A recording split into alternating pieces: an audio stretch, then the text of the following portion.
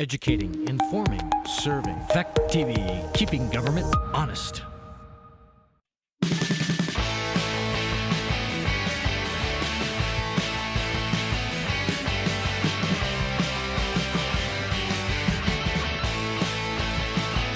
Good evening and welcome to the Town of Rockingham, Bellows Falls Village, Saxtons Village Special Joint Board Meeting. It's Tuesday, May 31st, 2022, 6 p.m. and we're down here in the Rockingham Lower Theater.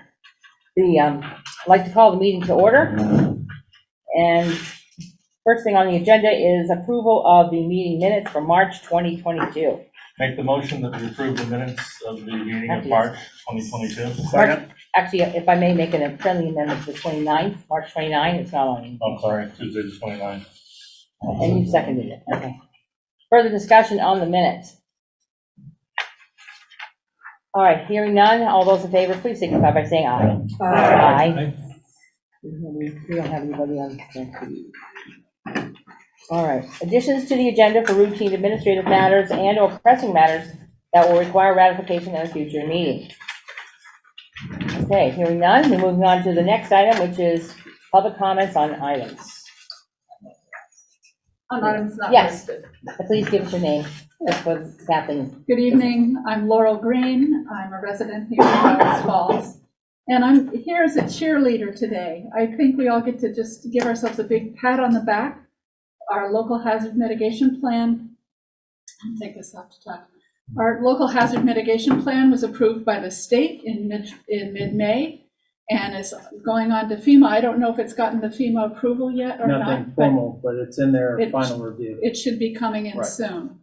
And it was a just fabulous collaboration of public citizens and town staff and some select board members came to put together a really big revision of the hazard mitigation plan to include 14 hazards that are brought to us care of the climate change situation that's already affecting our town.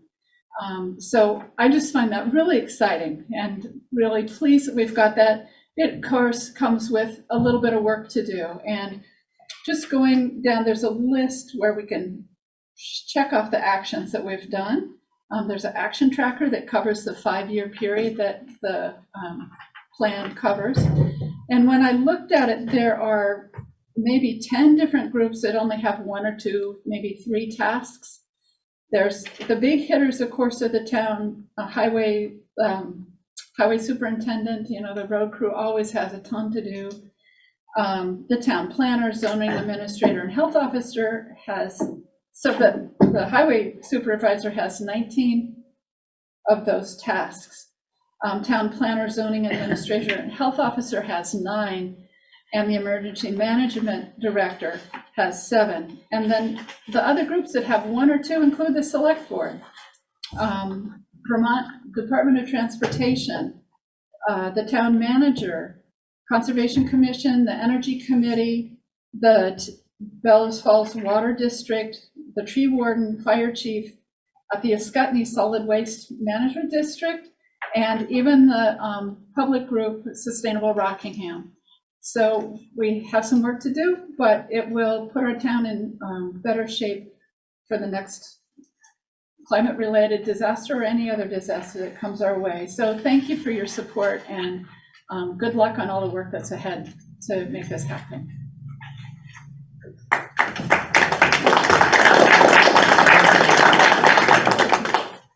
Anyone else with public comment? Seeing none on the screen. All right. We move on to the manager's report. Thank you. Just a quick update, and I think a few of you were on this VLCT update on cannabis, which probably created more questions than it provided answers. So it appears that the magic implementation date of July, at least for what we're looking at potentially for any retail or other types of businesses, is sliding into the fall.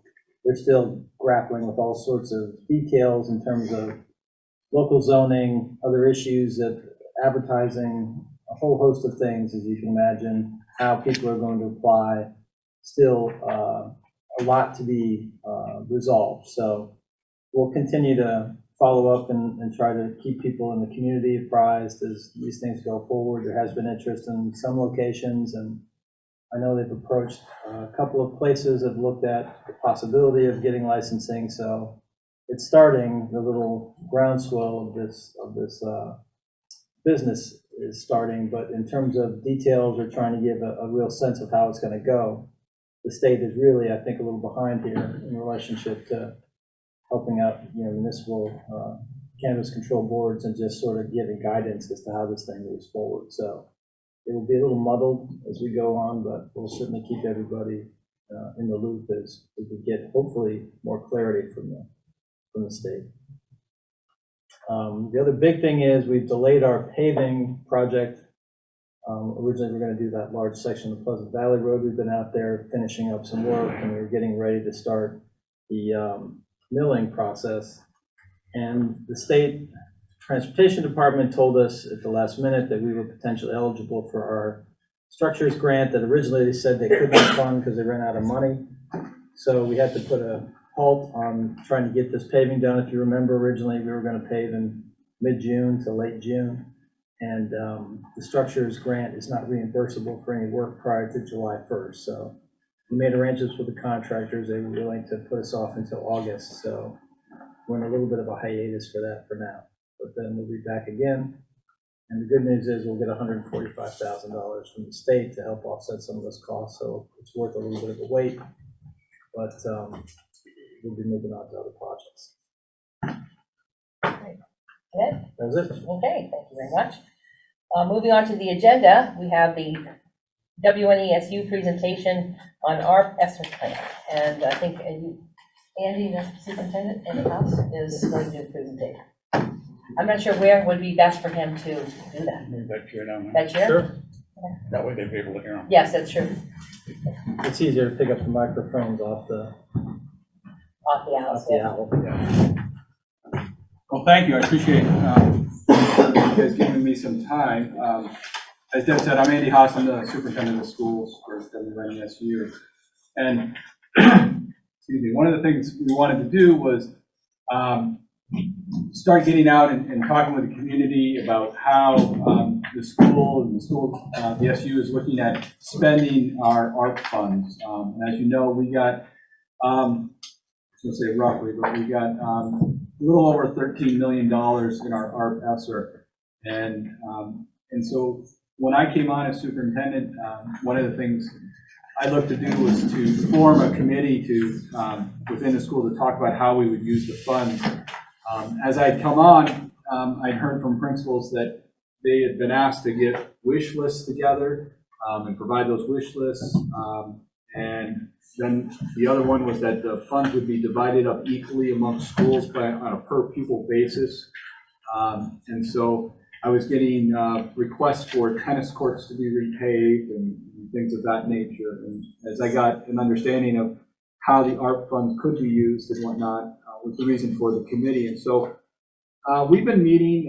Cheryl Charles, who's the chair of the West Board, the Westminster Board, and Priscilla, the chair of the Rock Board, have been a part of that committee. We've met fairly regularly on a weekly basis to kind of talk not only just about our funds, but also about all of our ESSER funds, because overall we got about $20 million in funds. And so, we focused, our first focus, just kind of give you a little history, we focused on securing our ESSER 2 funds.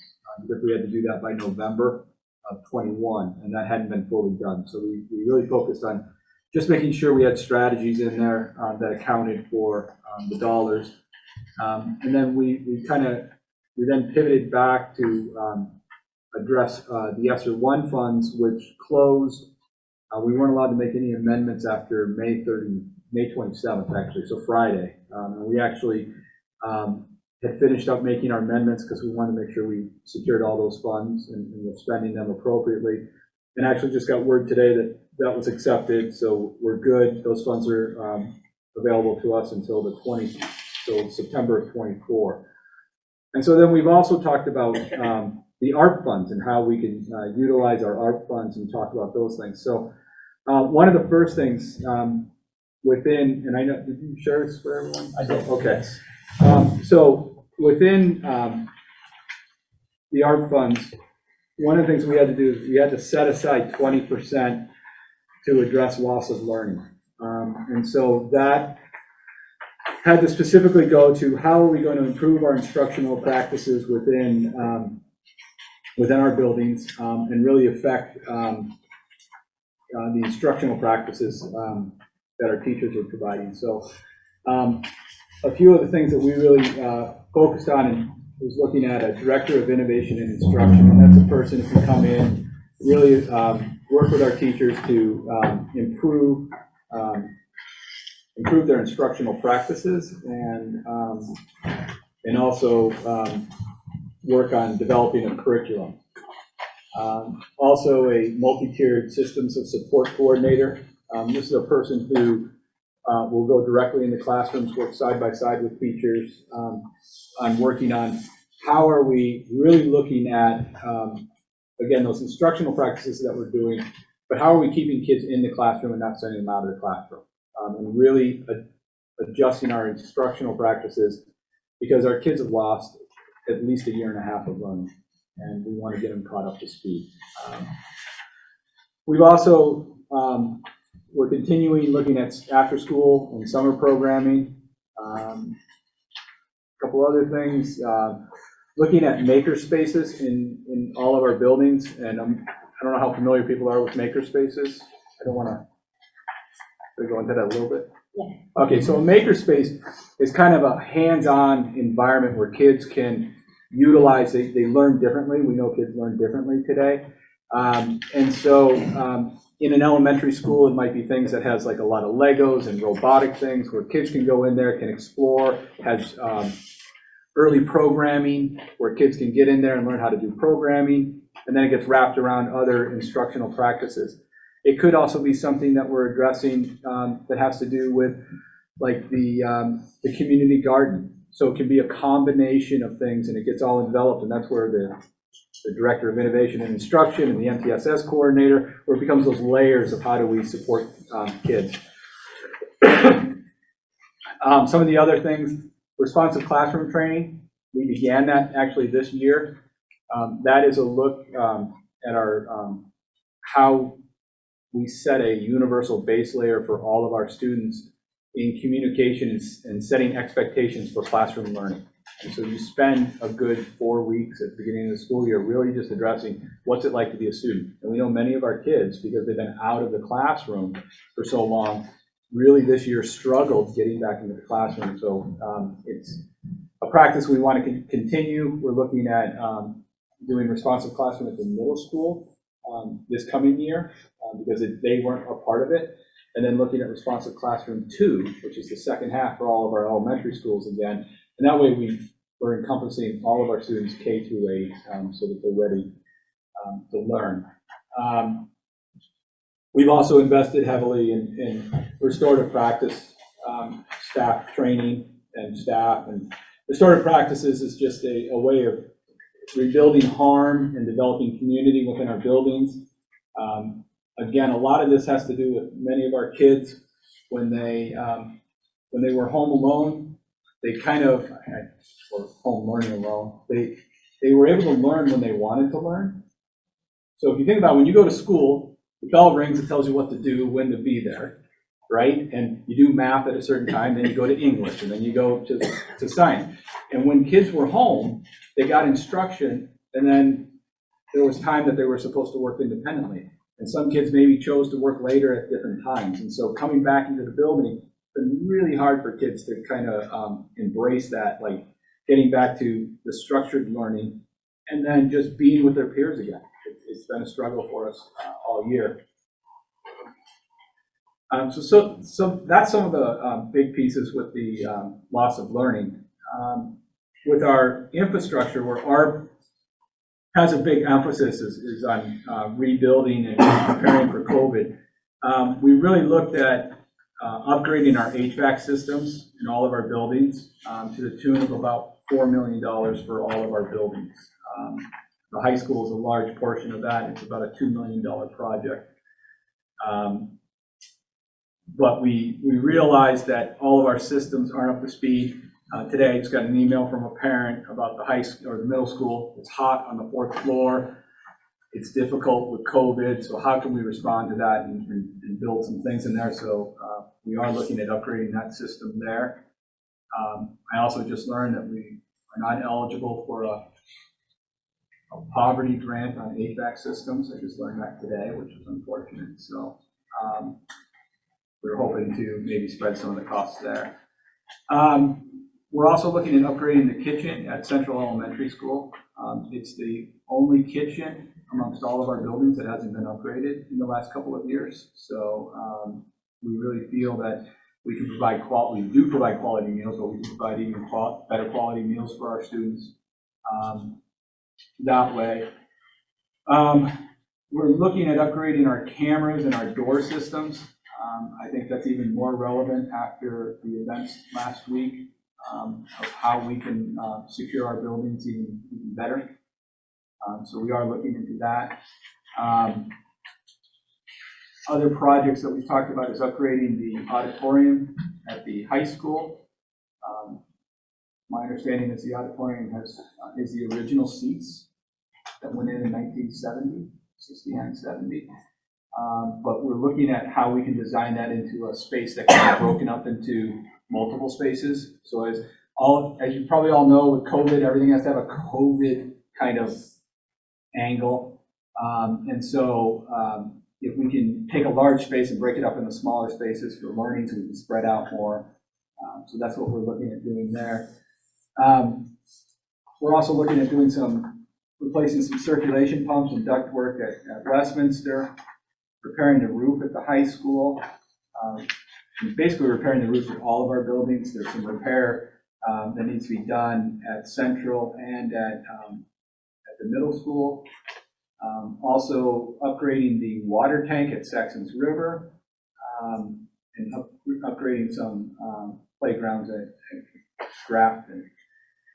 And then what we're looking, so that chunk that we're talking about is about 5 million. And then we're looking at taking about 5 million and looking at a new construction project. And that is for an early childhood learning center and a central office. And when the committee began talking about where can we make the greatest impact long-term for our students, we really started focusing around the fact that we have a lot of kids that are coming into school right now that are not ready to learn. Not only just our K through 12 kids, but kids who are moving up. We're finding students in our preschool are not even ready for preschool. And we are providing more and more services to the students in the 0 through 3 age also. So we tried to talk about how could we make that impact, where could we really expand educationally, and if we could invest at that young age, we would have an opportunity to perhaps curb costs as we go on. One of the things as the former director of student services we would see is we would get a ton of referrals from students, and when we would go back and research it, we would see that as early as preschool, we were identifying students as potential at-risk behaviors that might lead to an IEP. And then we're getting those students on IEPs, and then a lot of times kids aren't coming off IEPs. So we're providing services now for those 12 years that a student's with us. So if we can get that early intervention, we know that early intervention works, that we would be able to potentially have less students on IEPs and reduce costs.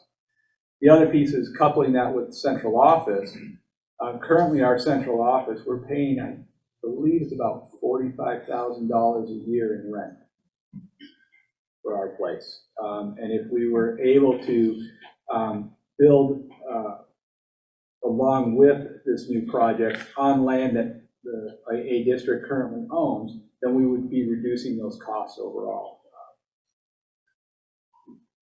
Coupled with that new construction is also looking at how do we expand our nature-based outdoor curriculum. Again, with COVID, we know that the more we can do with kids outside, it's better, but also engaging students in that nature-based or outdoor learning. Kids learn differently, and then they apply their learning that they learn in the classroom, they can apply outside of the classroom, and then what they learn outside, they apply back in.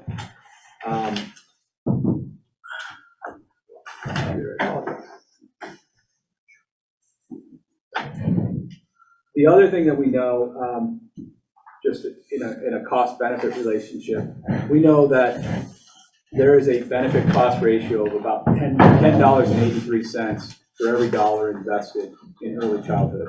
So we know that the research is there, that the investment early on is going to pay off in the end. So that was the main reason that we were looking at doing that. But those are our big things. We're looking for feedback, and also just where other areas that we might have missed. We've got what we call a thought exchange out there that we put out to the community, looking for feedback on what folks feel about this. Thought exchange is an anonymous platform that allows people to you can give a thought. So it's not a survey going, like 1, 2, 3. It's I can provide a thought, and then you can look at other people's thoughts, and then you can rate those thoughts. And so that helps us get that feedback of kind of crowdsourcing a group. So. Great. We'll have. So just a question, how is the thought exchange available? So right now we have it on our Facebook page. I can set, I look for ways how I can get it out to the greater community. Has it been in Front Porch Forum? Pardon? Has it been in the newsletter Front Porch Forum? No, it hasn't. I'm not familiar, to be honest with you, with Front Porch Forum, so.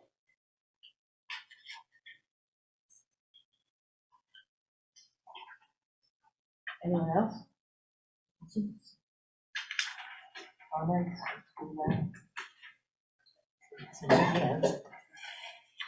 You explained it very well.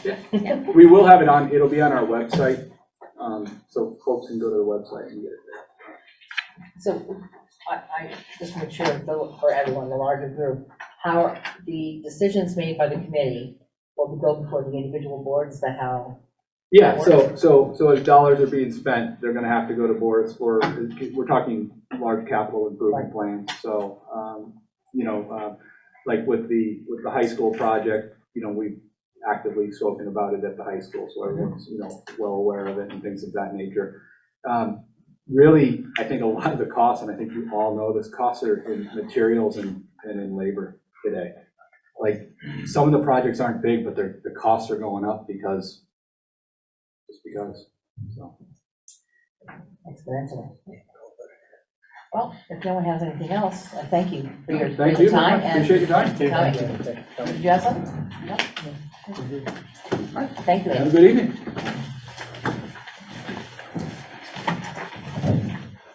So bringing it back to boards, if anyone is interested, keep track of what's going on with the different school boards, we can weigh in on some of these as they come up. Next item on the agenda is to review the ARPA projects report. I believe, is that Gary? Are you handling that? Yep, Gary's here. Okay. And we're just Wherever he is, he's hiding in the back, okay. We're sort of at the final stages of our process, and we talked about working with Camoin and trying to get some public input. And again, it's the battle of acronyms here with ARPA and ARPA and all of these federal programs. But the one thing that they did encourage was public input. So we wanted to make sure that we were fulfilling that obligation. So we did have the public meetings, and now we have pretty much the final status from all of that into this sort of brief report, and then maybe Gary, you can jump in from there. Yeah, so I'd say the one thing to look out for in the report is that a lot of the like projects are combined. But you have to look at the where they're asterisked and indicated as that. And really the top 3 score getters for each board are the ones that were highlighted separately. The full projects are there, but you should look at your other documents that have the full descriptions for projects, because the short descriptors don't necessarily tell you what's behind them. We are being asked to make a motion this evening, which will have to be done individually by each board. Any Comments, feedback, questions for Scott, questions I for, guess, just for the boards in general, this doesn't obligate you to any particular decision. It's really just a working document for you as you go forward and start to think about how you want to start investing these money, these funds. And we're under no significant time pressure. We still have time to expend the money, but I think it's the beginning of the process to start to really narrow down focus and try to figure out where you might want to start. anyone? Yeah, I have a question. Gary, this one page, it says results, and then there's Town of Rockingham, Village of Bellows, Saxtons River, and you said the highlighted things are what we're focused on, but the highlighted things in each of these categories is not the one that got the most votes. So how does this work? So I'm not exactly following the question. Okay, this page, The results page. the results page. Yeah. The things that are highlighted in blue are not the top vote getters. Community points are lower on the highlighted items than. Oh, so there's not really anything highlighted. That's just alternate rows to It show isn't? you. Oh. So Surprise. if you look over at community points, right? So for instance, for, let's see, which are you, Rockingham Select Board, the number one vote getter was create new housing and revitalize the current supply. Right. Okay. And as Scott said, this is community input for what's important to us. And as you're doing your long-term planning and looking at your budgets, you look at this report and take into account what your constituents are looking at. But you're making the best decisions for the communities with your fiduciary responsibility. So tonight, we're supposed to move on, what, being in support of these three top vote getters? Just accepting the reports, I think. Just Correct. accepting the report, that's it. No Yes. obligation, as Scott said. Correct. Right, you're not entertaining any formal activity to go forward. Yes. So Any- for people anyone- who oh, are yes. not on the board, how can we access this information? Is this available any, Once the board accepts it, we'll put it on the website. okay, Yes. there you go. Yes. Thank you, Scott. Just if there was any- Very much appreciated, yes. It isn't available. That's why that is. Would someone like to make the motion? Madam Chairman, I will make a motion to accept the report of the ARPA project team from Moore Associates. For that, you have to do it per board, so that's yours. Why would you have to do it for our board? Because, It goes back to each board for final decision. I guess anyway. so, yeah. So All right, we second? make it for I would one. like to second that We motion. we're all accepting the same Everybody's report. in. It's We're all not a in. different report Yeah, for every entity. That's true. So then it'll go back to each board for further action on their own, because we're not lumping all our money.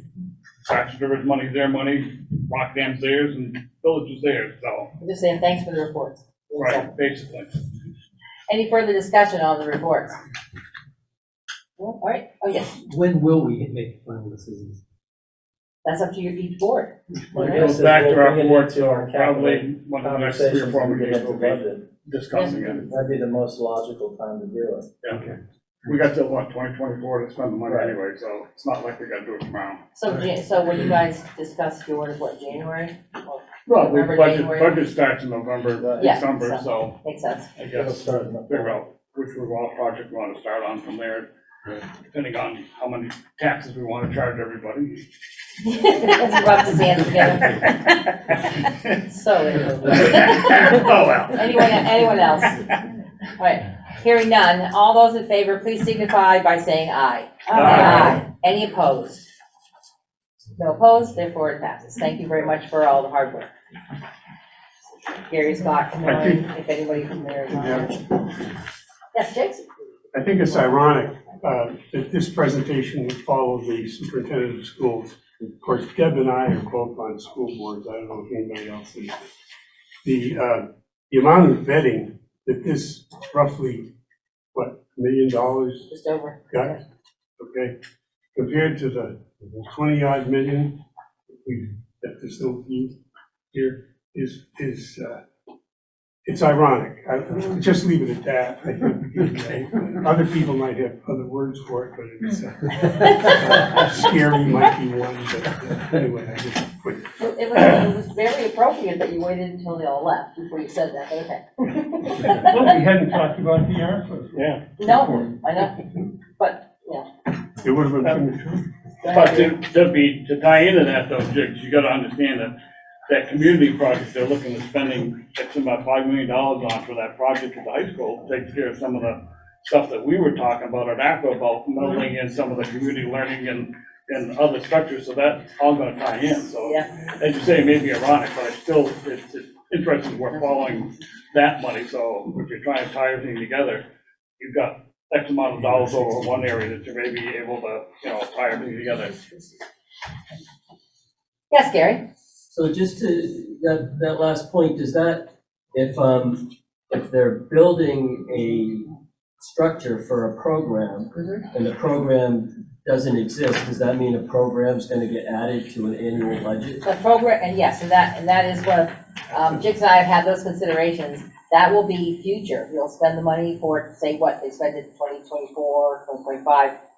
But then further budgets that will be added onto our tax dollars. Yes, it is something to consider. It's a huge issue to analyze. In fact, the finance committee of the WNSU is meeting for the first time tomorrow to start looking at some of this financial analysis of these proposals.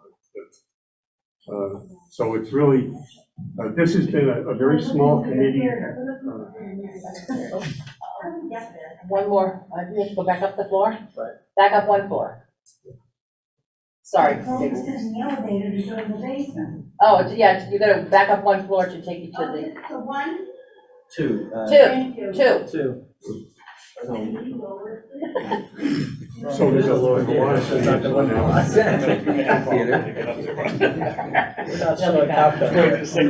sorry. So there's a lot of analysis that has to be done. There was also a part of the motivation for this learning center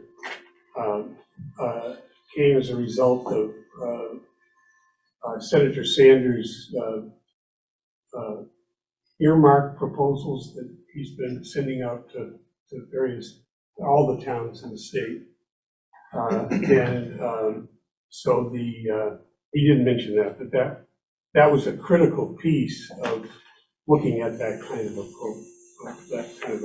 project. But anyway, there's a lot of analysis that has to be done on these items.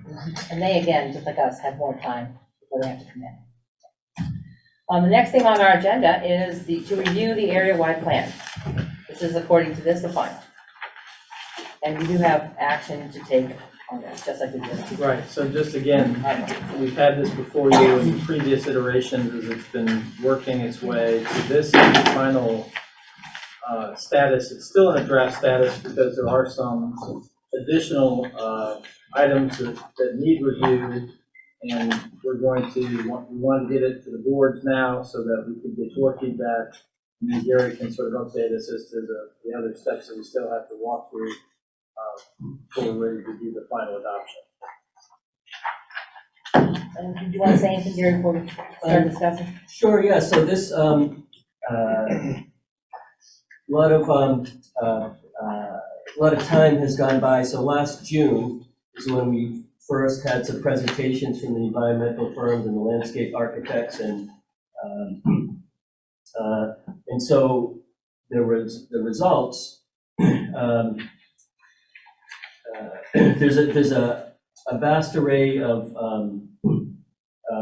projects. I think there's 6 different outlays over this target area. For instance, there's industrial development, there's a residential mixed-use development, there's destination tourism, canal aspects, there's indigenous Abenaki interpretive aspects, there's a river walk around the outside of the island, there's pieces that impact the rail division and the hydro company.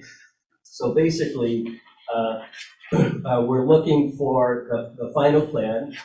for you folks to adopt this, to give it your blessing, so to speak. So then we can go back to all of the stakeholders and say, so this is what we're looking at putting forward. And because the plan includes a lot of rail property, hydro property, impacts the indigenous folks, we want to make sure that they have the opportunity to then do the same thing. But we're looking for your blessing on it before it goes to them, their stakeholders, so to speak, their stake in it. It's also a little bit of a roadmap as we go forward to look at how we want to try to redevelop the island and create interest from private parties or public-private partnerships or other ways that we can actually start some of these projects moving forward. We've had some very preliminary inquiries from a couple of different developers who are interested in just the general plan as they've seen and are curious as to how we're going to move forward if you do adopt this, in terms of starting to see some of these potential projects start to actually become more realistic.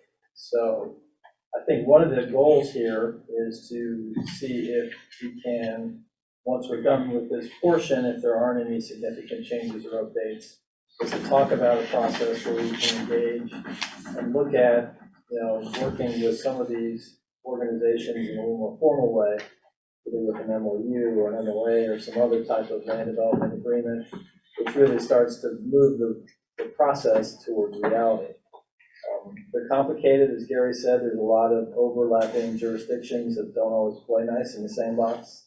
The railroad can be difficult. The hydro can be difficult. I don't think any of us are ignorant to how difficult it can be, but at least it gives us a roadmap and hopefully gives us some additional, it sort of helps us stand out, that we might be able to attract some private investment and really start to see some of these projects really start to move forward. I think that's the goal. So it is, to us, this is a very important step in that process. And I think it starts to really then turn into more actionable items that we can start to see real and hopefully measurable progress. Gary, do I see residential development as a possibility on this map? Yeah, so one place to pay particular attention to is the fact sheets that are at the end of the report. So the 6 different overlays of development, each has a fact sheet that goes along with them. And so, for instance, on the River Trail, it might talk about where there's challenges of crossing railroad grade crossings. How do you do that safely for a trail around the island, say? Or for the mixed use in the center of the island, a lot of residential facilities, large tax impact.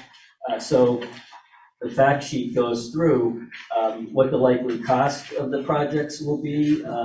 Very high level. Of course, it will depend on the details, but a sense of what the incremental tax value will be on those, what the next steps are, potential partners, potential funding sources, what the challenges are. Each one looks at the constraints for that overlay. So the fact sheets are only 2 pages each, but they're but every line on them is fairly impactful. So yeah, so those would be good things to pay attention to. Go ahead, Mark. I just find this a little confusing. So the one that we're actually talking about approving now is the one that says final preferred plan, is that right? Yes. Okay, that one. Now, it says reconnect Vilas Bridge, so if that doesn't happen, does that throw out this whole plan? That's something we don't have control over. I think, if I'm not mistaken, but this is not a blueprint for necessarily what's going to happen. This is a plan to visualize what would be possible based upon the values of what came out of the studies, correct? So in the sense that it's very high level and that the details need to be worked through and some aspects shifts a little as we get into the details, but it is really a blueprint of, so part of what takes a long time is the environmental firm is looking at what can be done in each property, what contamination there's been. The Stevens Associates is looking at what the constraints are on the property, the zoning that has been changed or needs to be changed. But really based on the input that we have from the public, the input from the stakeholders, the input from the property owners and where there's site control, it is sort of a blueprint, but it is very high level where that kind of strategic planning for each project development needs to happen, and so the final result could look a little different, but it is really a blueprint of how to proceed more than a vision.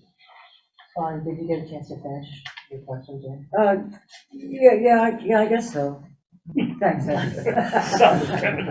Anyone else have comments?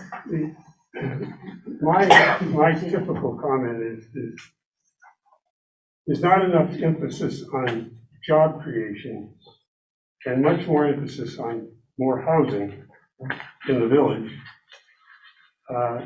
Trails, I think trails are fine.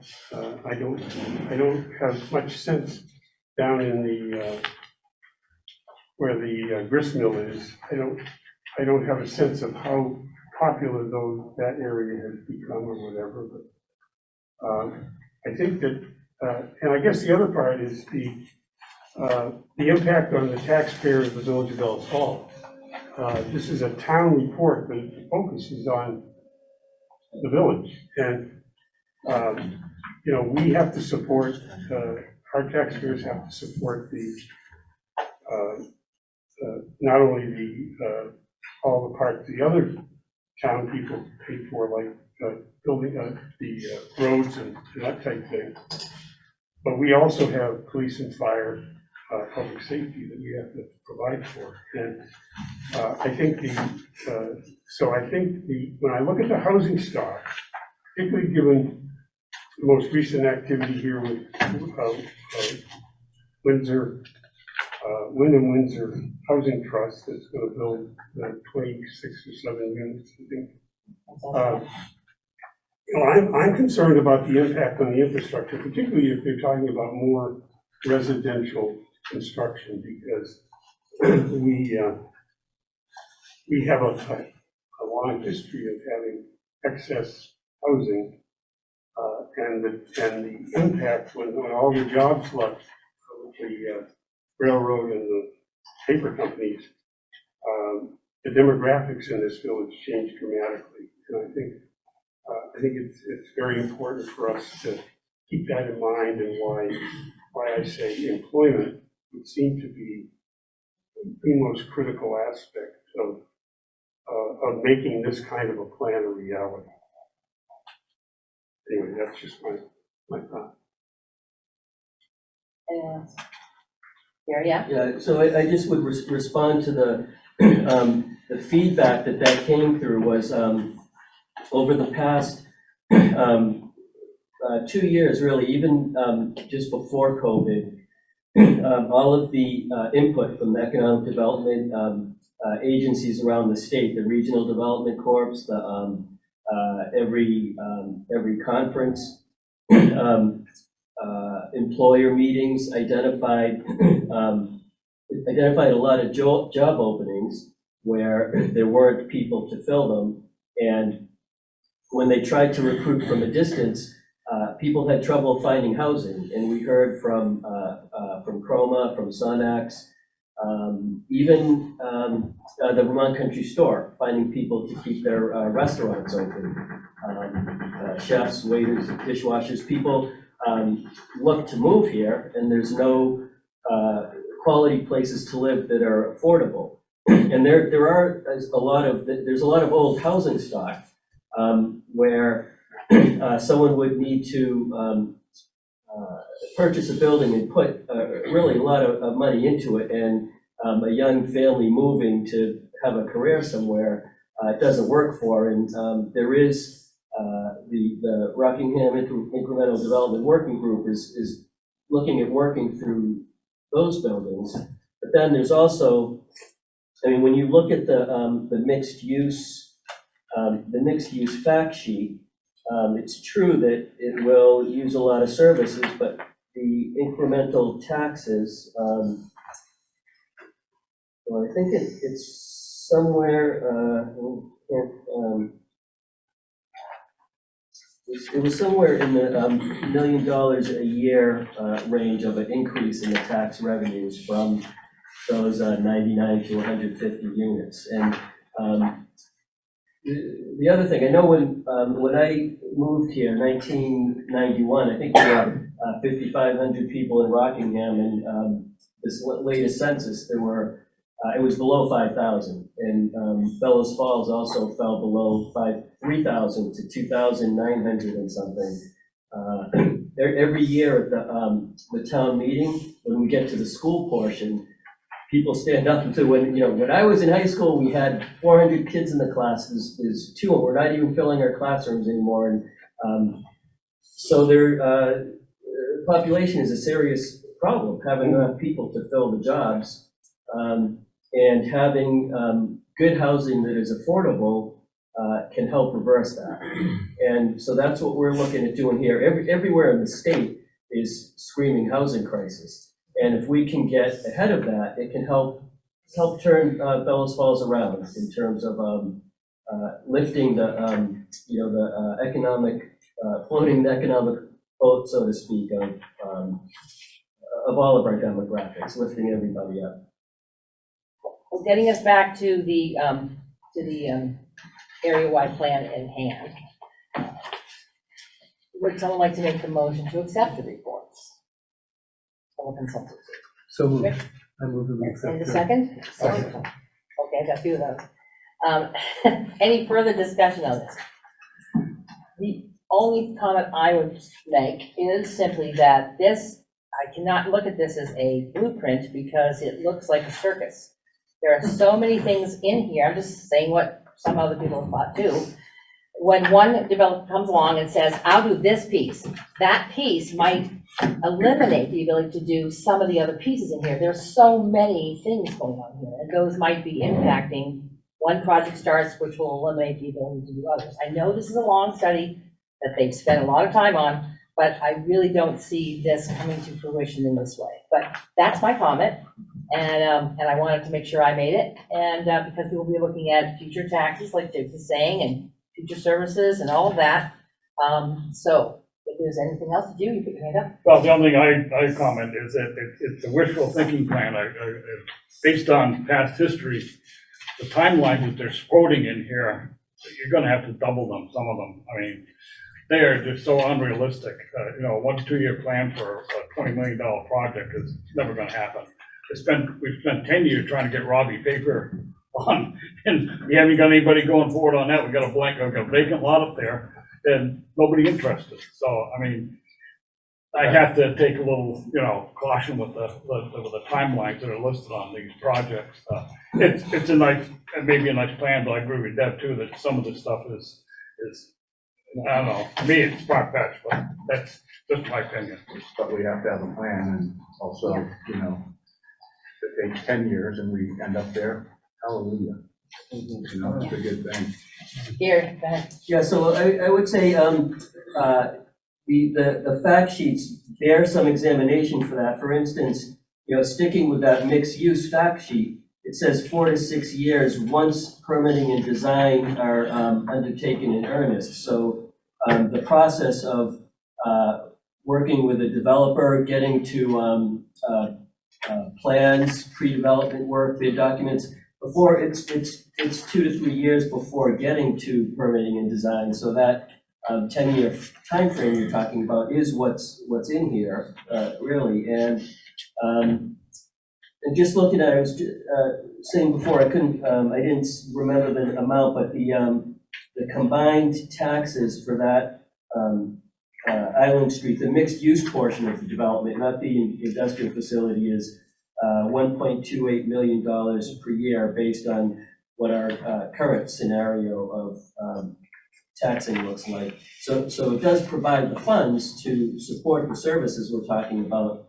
And one of the reasons, like when Jeff was asking about if it's just a vision or is it a blueprint, it's specifically to your point, Deb, when we had the stakeholder meetings and the person in charge of the rail division was looking at all of the rail property in the island, and the person in charge of the who gives permissions for use of the hydro property and what that looks like was at the meeting, and they were all saying, no, you're never going to do that, or yeah, that's difficult, but if you look at it this way, so the reason it is a blueprint is because all of those factors were taken into account so that all of these pieces do work together.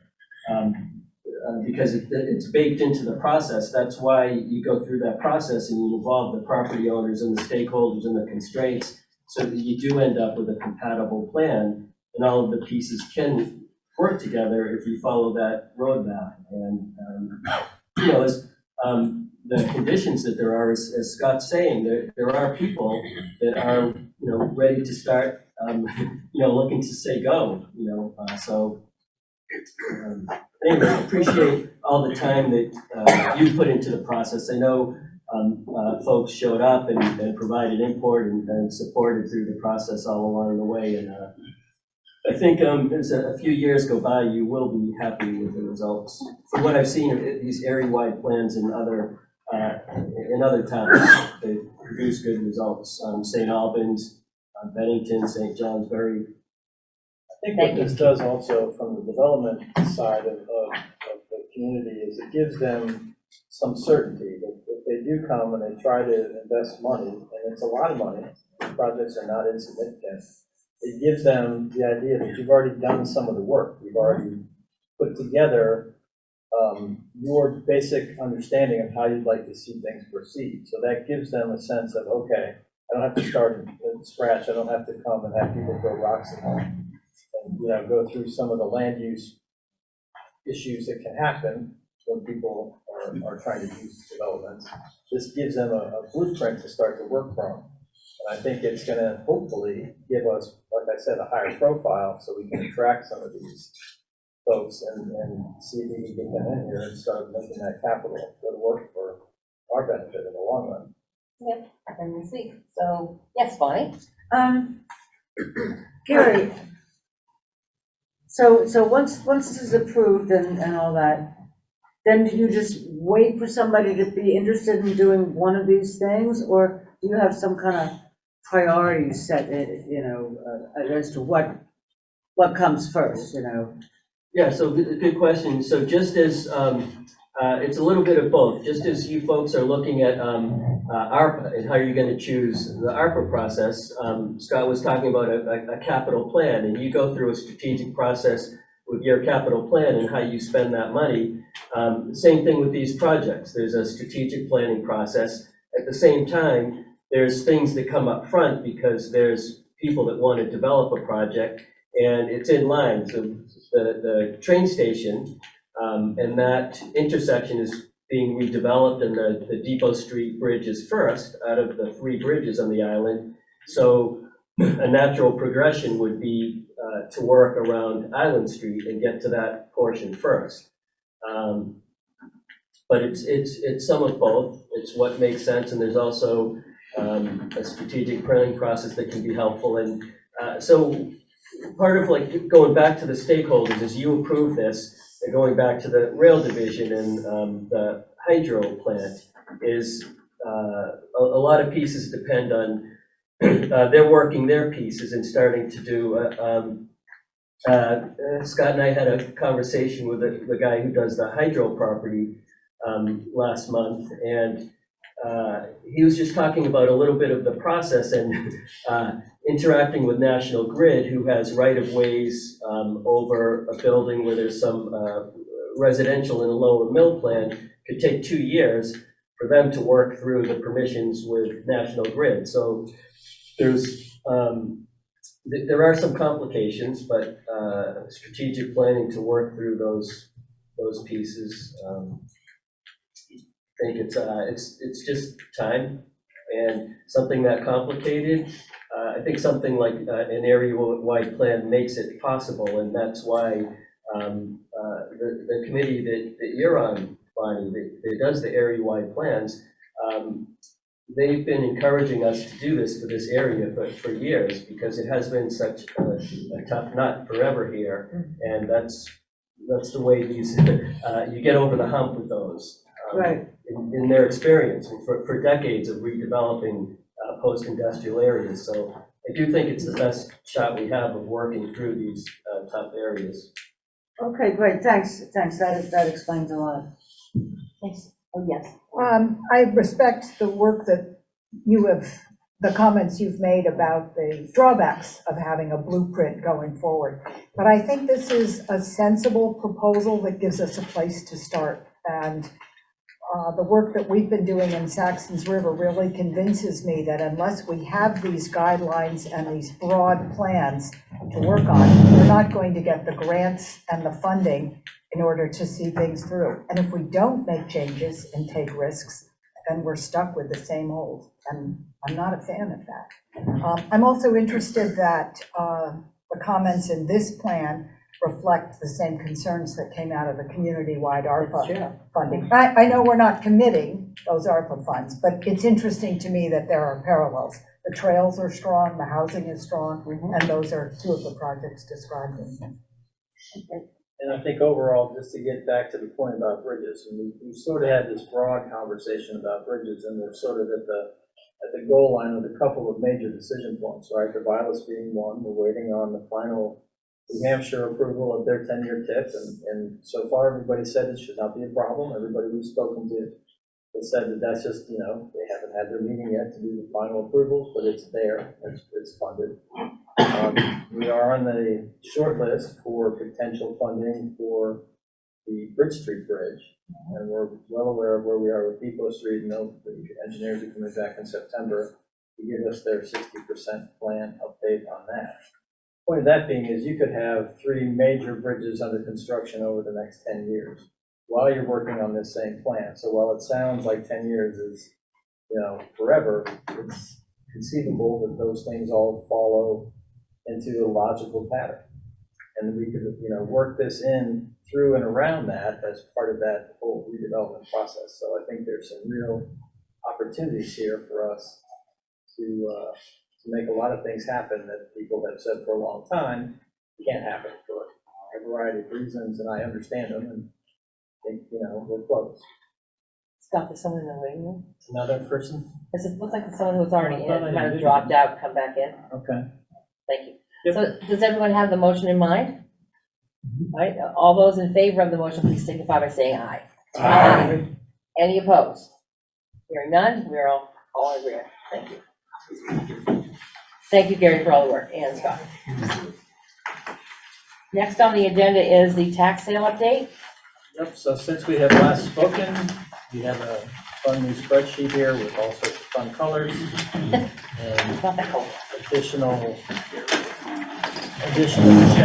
charges on some of our folks. Since we last spoke, I think 2 people have actually dropped off the list.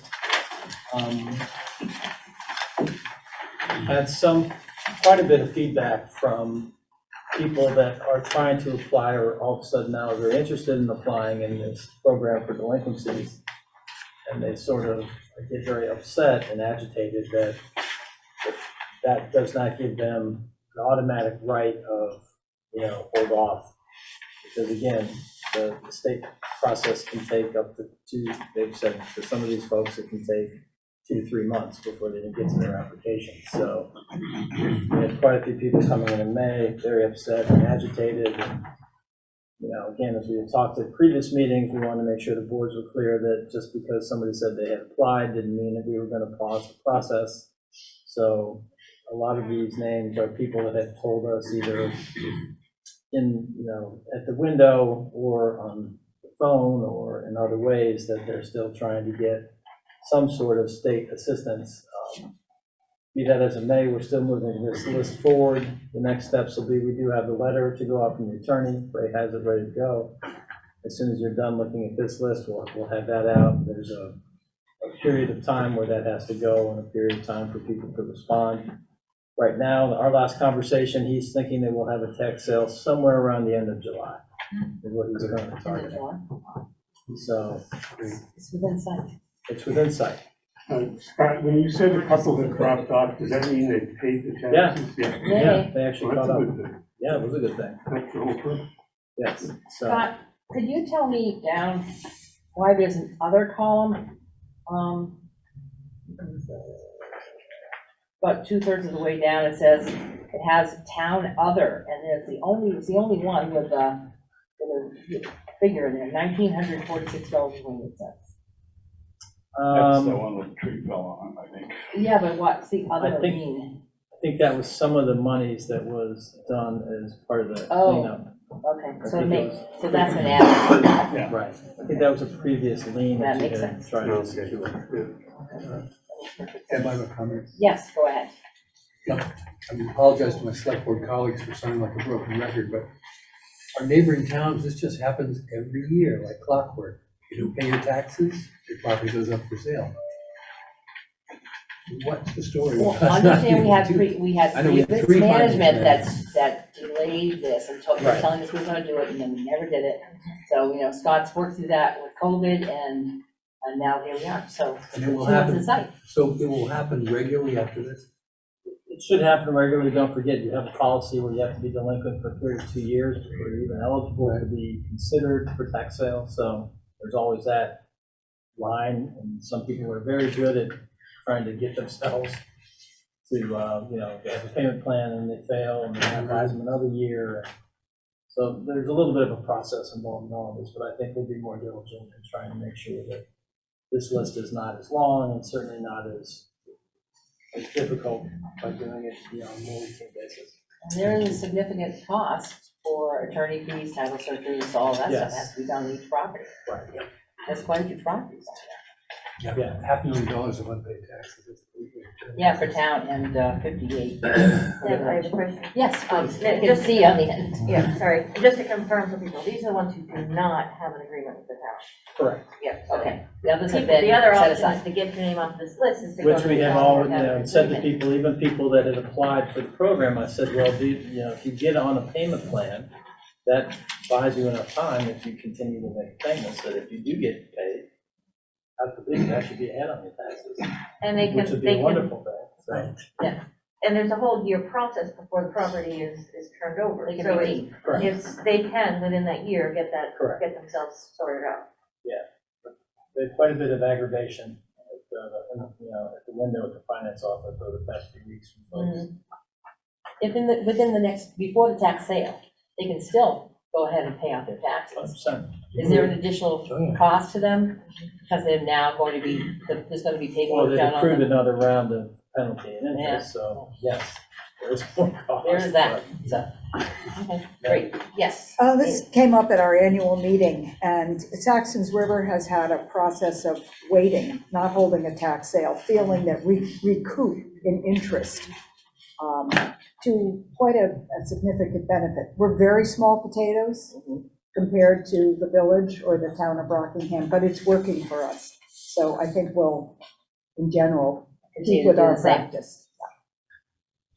Okay, so moving forward, more questions? Comments? I have one. Oh, go ahead, Wade. Scotland, so this is current as of just recently, This was like Friday? last Friday, last Friday. Friday? yes. Do you need a motion? Do we need a motion to No, go this is forward? more for your information, and we're moving forward. Moving and forward, okay, to because we keep you in the wanted, loop as these things progress with Yeah. things. I mean, I think lean would be great and things like that, Amy, if the town didn't have $500,000. I understand, It's a little more significant. just wanted to make the comment. Oh, also, there's this list on mobile homes? Yes, What do you want to do with that? we are going to send them notices and try to get collection. And then we'll come back to you before we put them on for sale as well. So they're a little bit more of a complicated I was process. gonna say, the land is owned by someone else. Right. But we're hoping to get some compliance just by the formal notice from the attorney. Somebody else had a question? Yes, I hi, have a Rebecca. question. I don't have the document in front of me, but from what I can see, there looks like there must be 60 lines, 60 people there, Maybe 40. 40. Yeah. So the paper of record, we have to put out a public notice, correct?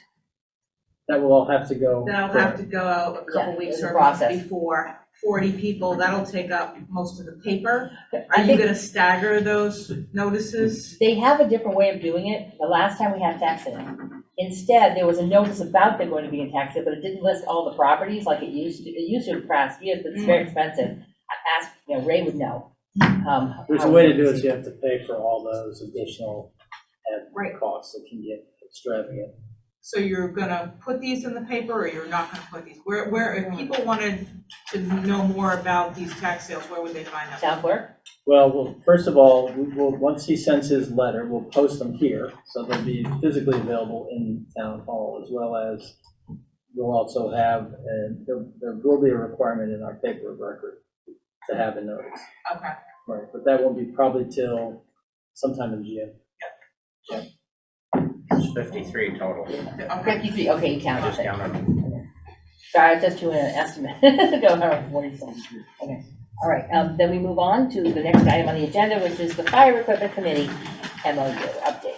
Yep, so a lot of paperwork here, but just, it all has some value. The apparatus list that we incorporated has been a point of conversation, because if you look at the existing MOU, and the first line item within the current MOU talks about major fire equipment. And it only really doesn't get into specifics about what does that actually mean. So the committee worked on putting more detail into that so that it was clear to everyone what those responsibilities are in that first section of the MOU.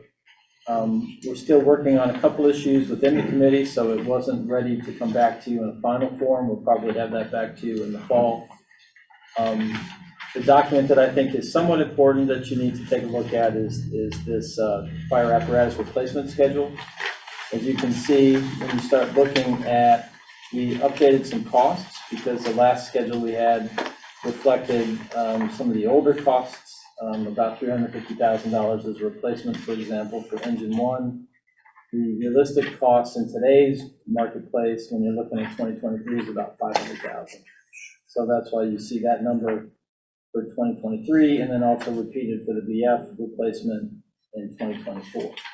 So right off the bat, if you're just looking at the next couple of years and what the potential impacts might be, there's roughly $1 million worth of fire trucks in the next couple of budget cycles to consider. The committee then had a conversation about what's our optimal mix of equipment. Are we staffed or appropriately staffing for our 3 departments, and how might that potentially shrink? Because currently I think we have roughly 11 pieces of equipment, and I think that'll be the next discussion that we have as we go forward, is to look at equipment mix. And obviously all of these major pieces of equipment have large dollar values attached to them. So these are significant conversations that need to take place. It doesn't dovetail at all and doesn't reflect at all any of the conversations that Saxons River has been having about their station replacement or some of their concerns with that. So it wasn't omitted. It's just, I think we're very early in that process, so we did not put that on there at this point in time. So it was not omitted for any other reason than it's just premature at this point. But that's another point of conversation and consideration as well. And then we still have sitting out, and I just attached them just for your information, all of these other grants that we're waiting to hear back on that are coming through FEMA and coming from USDA. But in total, it's almost $600,000 worth of equipment and replacements for things like rescue trucks and again, the consideration is that's not over brush trucks, and those aren't built into some of these numbers on the truck apparatus schedule as well. So you can start to see very quickly how the numbers can escalate in the next few years. You could be looking at substantial investments in replacements of equipment and also just vehicles in general. So Question. If you were to have a single fire department, I know that's a radical thought. The fact that there seems to be a lot of overlap, so if we're a town of 5,200 people, it's just an extraordinary amount of equipment. And would we ever, like, can some of these $500,000 lab trucks, could they be shared? Is there any idea of sharing? well, I think it gets a little complicated because each of the departments have various protocols about how they respond, right? And there is overlap built into the system so that there is some redundancy. There's also mutual aid. And then it does become a question of, and this is somewhat, I think, what hopefully the fire study that Saxon River is trying to put together can also assist us in looking at all of those numbers. You can start looking at runs and statistics and try to get a real idea of what are we actually, what kind of calls are we responding to, and looking at your apparatus and sort of flows into that, logical conversation. We just don't have all that data right now from all three departments, and in any kind of a sequence where we could present it and have the boards at least look at it and try to understand it, and then dovetail into, does it make sense to have all of these frontline rescue vehicles as a ways to do things? We have one ladder truck, which makes sense, but brush trucks and other types of things, each vehicle is expensive. And, the other difficult conversation is look at our staffing and look at our long-term, we have three departments, we have wonderful volunteers. They are a tremendous asset and a resource, but the numbers aren't growing per se, right? We're challenged, and we're not unusual in that respect. So it's not like this is our problem. It's a regional problem. And how do we staff ourselves in the future so that we might have garages full of trucks and nobody to potentially respond to them and use them, and that's a real concern. So difficult conversations. People are very proud of their individual departments, and rightfully so. They have a long history, and they serve the communities well, and they continue to serve the community well. But looking at the future and having these conversations, it's a little bit uncomfortable. People have strong opinions and strong feelings, and sometimes it's difficult to just have the conversation without people feeling that it's being maybe too aggressive or threatening, or in some ways, belittling the service of the people that are providing the coverages. So it's a very sensitive conversation when we sit down and talk about these things. Doesn't mean we shouldn't talk about them, it just means that's the reality when we're sitting at the table. Anything further on this MOU? So we're looking at going forward and continuing conversations, and I believe there's a member of each board on that committee. Is that correct? Saxon River has, okay. We'll meet again after, we're hoping to hear on all of these grants. Sean is here in July. Sean, is that what they're telling us now? Yeah. Okay. So you want to pick a date? Yeah, really. It's rolling. Yeah, it's rolling. I think sometime over the summer we should honestly hear on this round. I mean, it looks like next vehicle to be purchased is not until 2023, that we're planning and on consideration, but across the board, except for 2030 to 2035, we're looking at about a $500,000 to $600,000 expense. And again, with supply chain and some of the other, trying to actually acquire a vehicle, you'll have to start talking about a real purchase well in advance of 2023 if you want to try to actually replace it in that calendar year. I don't know, what's the lead times now? They're saying 18, that's what I thought. So some of this grant money might come in, and I would just want to know if we have redundancy in grant searching. Are all three departments trying to get the same grants?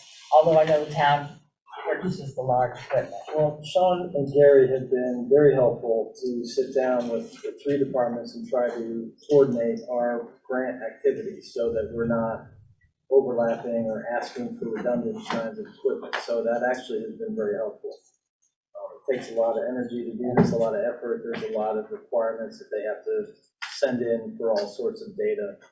But they have been working on that with the three departments, so that has actually been very helpful. All right, if we are finished with the fire equipment update, we are on to reviewing the agenda items for next meeting, which is August, July or August? I know it's September. Oh, I may be wrong. Yeah. On the next, yes,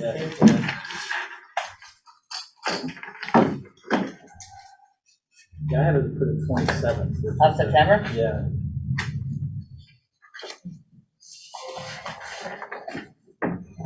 Well, we have a ways away for that, and there'll be some follow-up reports on some of the same things we've already seen.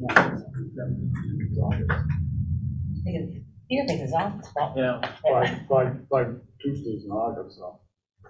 Oh, I didn't know if you wanted to do that in the summer with your summer meeting schedule, that's why I pushed it to September. We can certainly talk about that.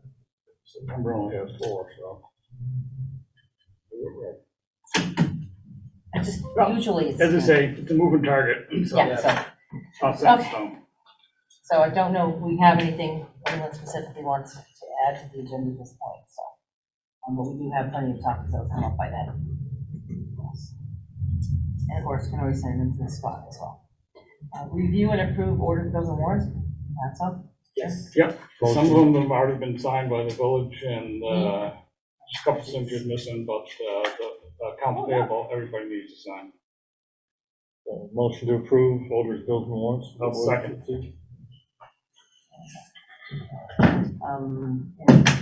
Any concerns over the orders, bills, and warrants? All right, hearing none, all those in favor, please signify by saying aye. Aye. Aye. Pass this along. And move this on to other business. Well, I guess, I don't know, yeah, you can start, go ahead. well, you've been sending me emails, so. And we'll work around the. I guess Yes, I one have. item of concern is, everybody probably is aware of the cemetery issues going on. The mowing issue, Scott has some updated information on that, and I think going forward, things will change dramatically. I think the action we may take in the June 7th meeting of adjusting their schedule of mowing, I think is what is the issue. The contract calls for them to mow every 2 to 3 weeks, or 2 or 3 times a month. Well, at the rate the grass is growing, you mow it this week and next week it's up over your ankles, so, or over your knees, so it's gonna have to be done more frequently, and from the email trail that I've gotten from the contractor, they're willing to mow more frequently, so it's just a matter of getting in touch with them and ironing out the schedule. Issues with water, the water in Saxon River is from Kern Hatton, which Buckner owns. The other complicated issue is the water department from Bellows Falls Village goes over and handles the problems. I don't know if they were aware of that, but I was. We are now. I was told that the other day. Apparently Right it's been now, going as on for of quite a long time. As of now, they fixed one leak why the water was not on the first time. Now they have a second leak 20 feet down the line from where that first leak started. And if you go into the cemetery on the left-hand side off the entrance road, one of the faucets is leaking like a sieve because the valve is shot. So there's no way unless you shut complete water off, it's gone. But I had word today that I think they're planning to mow that Saxon River Cemetery is supposed to be mowed this week, either today or sometime, I don't know, I can't remember. Yeah. I'm not sure I'm gonna get there today. We will get that Tomorrow changed, it's supposed to be just, so it's just a matter of scheduling, so. So if I may ask, who is responsible for repairing those leaks? Good question, I asked, I was told that our village, the village department, I was done it. When I I talked don't to know Brian, if there's he a said agreement, that- that means we may have to research, He said and go it's back been- and find been out. that way for as long as he's been here. And the building's done been- prior to him. The bills will fix the leaks too, right? Yeah. Go back Losing the water. to Cecil Vista that day for all we know. Well, we don't know. It might be on a Maybe piece we'll of go further than parchment somewhere at the meeting. We'll send you I know 3 spots that are well watered, apparently. Well, if- So if we go that way, Elijah. Susan? I'm all set, thanks. Jeff? All set, thank you. Bonnie? No. Rick? Wade? All set. Scott? Okay, let's start over there. Oh, God, I I'll don't do. remember your name, sorry. Ellen. Ellen? I'm Yes. fine, thank you. All set. Rick? I'm glad the Saxon River people are joining us. Good to be here. Yes, it's a great one. And Steph? So we are gonna look into communication to see if we, evidently we're gonna want this repaired back on the subject. Scott The water. is gonna take your email, Bernie or Brian, Brian, yes. figure out what they're doing with it. I don't know if they have to keep the line to get to, Yeah. I don't know anything about the water line up there. Yeah, Fix one place, another Brian place. still asked for So there's some another history read, of so it. we'll work with Brian. Maybe find out. We're still trying to research to find out, is there anything anywhere that documents some of that Yeah. supply? It's so old. Just some general information, nobody's been able to put their hands on anything that goes back. I'm glad somebody's been doing it, though. I mean, you think about it, it's like running on autopilot. We had no idea who was actually supposed to be handling that. And I didn't until they called. Yeah. I called and, It was news to a lot of people, yeah. so. Okay, well, let's see. Last comment, would be that we are, no, I'm not gonna, that we are going to be going on summer schedule, so everyone's aware of that. Take a look at the website for, I'm just speaking to the public, for future meetings coming up for June, July, August, and Yeah, so- September. Yep. So we'll be looking at that. And then maybe there'll be a joint board in August instead of September. We'll figure it out. Yes. So I think that's it. Everyone try to stay cool. It's going to go back to being consistently hot now. It is heading for summer. We're missing the cool mornings, but whatever. Everyone have a good summer, and we will see you next month. I need to entertain a motion to Motion adjourn. adjourned. And a second.